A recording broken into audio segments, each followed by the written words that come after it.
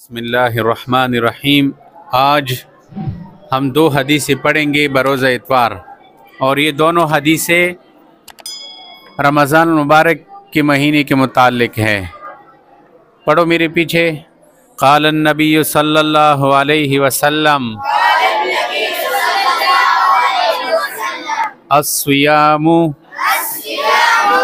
جنۃ فلا یرفث ولا یجہل وإن امرؤ قاتلہ او شاتمہ فلیقل انی صائم مرتین۔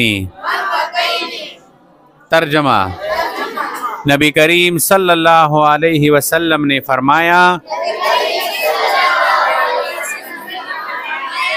روزہ ایک ڈھال ہے دنیا میں شہوات نفسانی وغیرہ سے، اور آخرت میں اللہ کے غضب اور عذاب سے۔ ہاں، تو حدیث میں کیا فرمایا کہ روزہ ایک ڈھال ہے۔ ڈھال دیکھا ہے، پہلے زمانے میں جہاد ہوتا تھا، اس میں تلوار کے ذریعے سے جب کوئی دوسرے پر حملہ کرتا تھا نا، وہ آگے سے ڈال کر لیتے تھے۔ ڈال کے ذریعے سے وہ تلوار کی ضرب کو روک دیتے تھے۔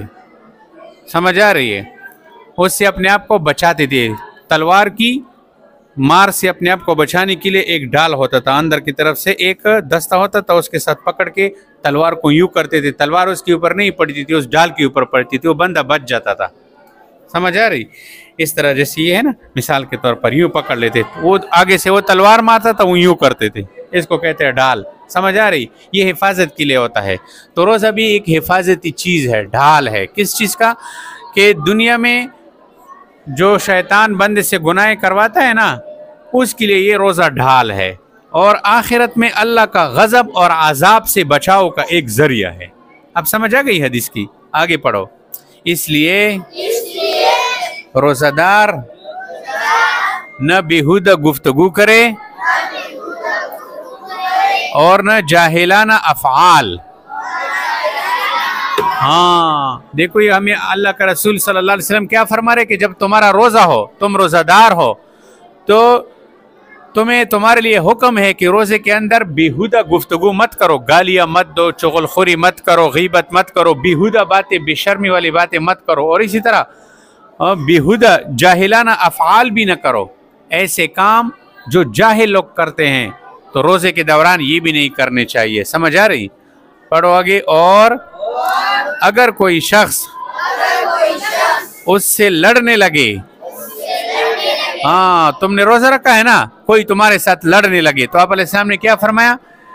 جب تمہارے ساتھ کوئی لڑنے لگے یا اسے گالی دے، تو اس سے جواب میں یہ کہہ دیں کہ میں روزے کی حالت میں ہوں۔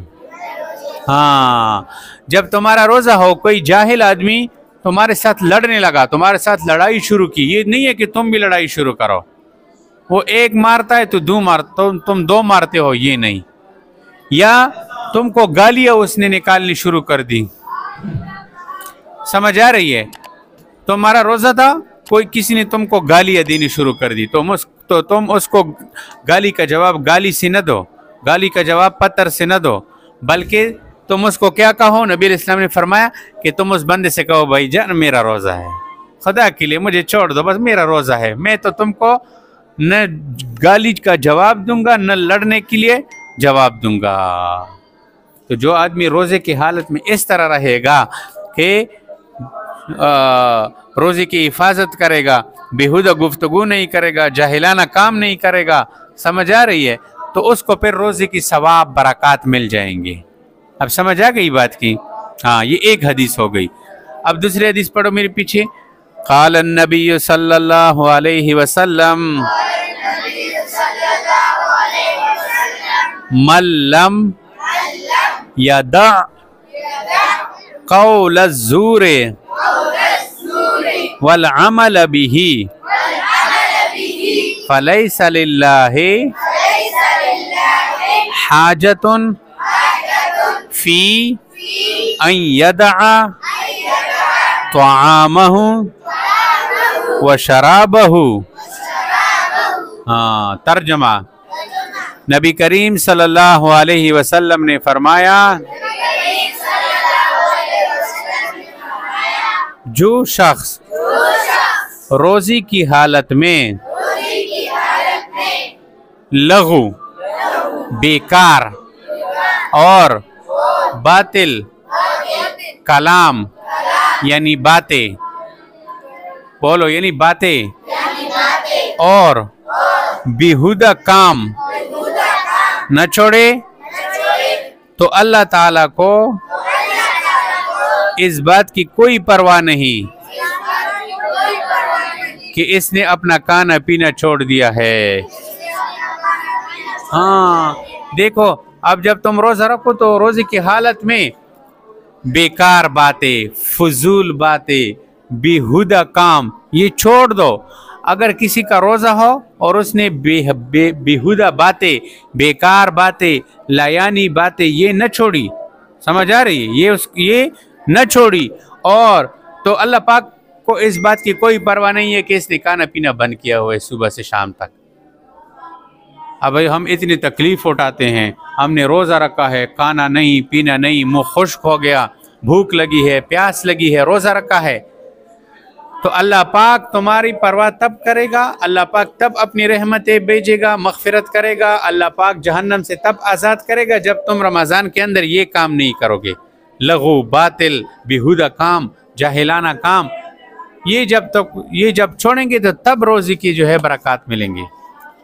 تو جب کوئی بندہ اس کو نہیں چھوڑتا نا تو بس یہ اگرچہ اس نے کھانا پینا چھوڑ دیا، اللہ پاک کو کوئی پرواہ نہیں ہے کہ اس طرح بھوکا رہو. تو روزے کا مقصد ہے کہ روزے کے اندر سارے بیکار کام کیا کر دو، چھوڑ دو بس.